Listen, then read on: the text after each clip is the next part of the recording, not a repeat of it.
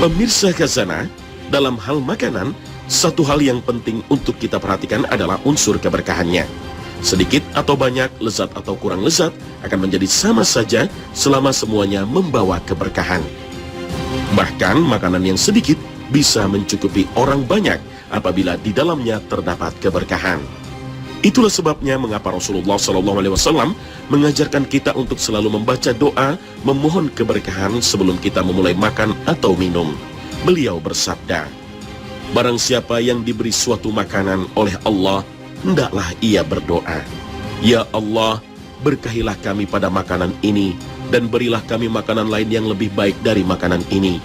Dan barang siapa diberi minum susu oleh Allah, hendaklah ia membaca doa, 'Ya Allah, berkahilah kami pada susu ini, dan tambahkanlah ia untuk kami.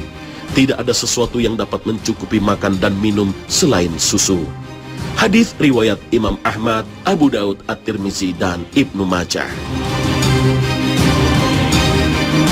Di samping keberkahan yang kita peroleh dari doa sebelum makan, sejumlah riwayat hadis menyebutkan adanya jenis-jenis makanan tertentu yang mengandung keberkahan.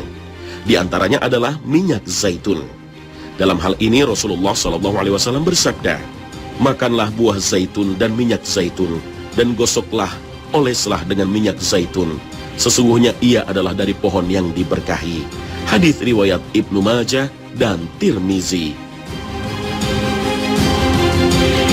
Kurma jenis ajwa juga merupakan salah satu jenis makanan yang mengandung keberkahan.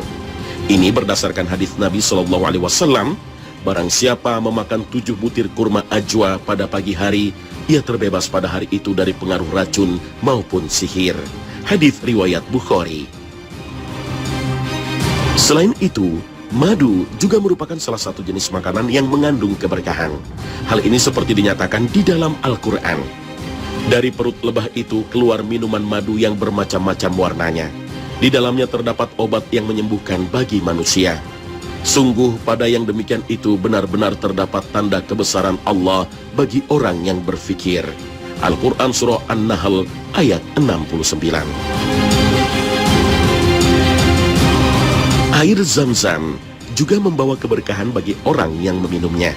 Di samping merupakan air yang bersumber dari dalam tanah suci Mekah yang penuh berkah, air Zam-Zam juga berpengaruh untuk mengabulkan keinginan orang yang meminumnya. Dalam hal ini Rasulullah SAW bersabda, "Air Zam-Zam bermanfaat sesuai niat orang yang meminumnya." Hadis riwayat Imam Ahmad dan Ibnu Majah. Terkait keberkahan air Zam-Zam, Imam Muslim meriwayatkan kisah yang dialami oleh Abu Dzar radhiyallahu anhu ketika datang ke kota Mekah untuk memeluk Islam. Abu Dzar tinggal selama 30 hari siang dan malam di dalam Masjidil Haram. Rasulullah SAW lalu bertanya kepadanya, "Lalu siapa yang memberimu makan?" Abu Dzar menjawab, "Aku tidak memiliki makanan apa-apa selain air Zam-Zam, tapi aku bisa menjadi gemuk dengan adanya gumpalan lemak di perutku ini." Abu Dzar juga menerangkan bahwa dirinya tidak merasa lelah atau lemah karena lapar dan tidak pula menjadi kurus berkat air Zam-Zam. Rasulullah SAW kemudian bersabda, "Zam-Zam adalah air yang sangat diberkahi. Ia adalah makanan yang mengandung gizi tinggi." Dalam hadis lain Rasulullah SAW juga menyebutkan bahwa daging yang dimasak berkuah atau bubur daging juga merupakan makanan yang diberkahi. Beliau bersabda, "Keberkahan ada pada 3 hal: berjamaah atau bersama-sama, serid, yakni daging yang dimasak berkuah atau bubur daging, dan makan sahur." Itulah sebabnya pula mengapa makan bersama anggota keluarga sangat dianjurkan. Kebiasaan makan bersama anggota keluarga akan semakin menjaga dan menguatkan kedekatan emosional antara orang tua dan anak, antara kakak dan adik dalam sebuah rumah tangga. Selain itu, dalam makan bersama, seringkali kita temukan makanan yang jumlahnya sedikit dapat mencukupi orang yang banyak. Itulah wujud keberkahan makan bersama. Terkait hal ini Rasulullah SAW bersabda, "Makan untuk seorang bisa cukup untuk 2 orang. Makanan 2 orang bisa cukup untuk 4 orang. Dan makanan untuk 4 orang bisa cukup untuk 8 orang. Hadis riwayat Imam Muslim. Sedangkan keberkahan daging yang dimasak berkuah atau serid Agaknya dapat kita lihat dari volumenya yang lebih banyak daripada jika dimasak kering. Dengan volume yang lebih banyak, kita bisa berbagi kepada lebih banyak orang.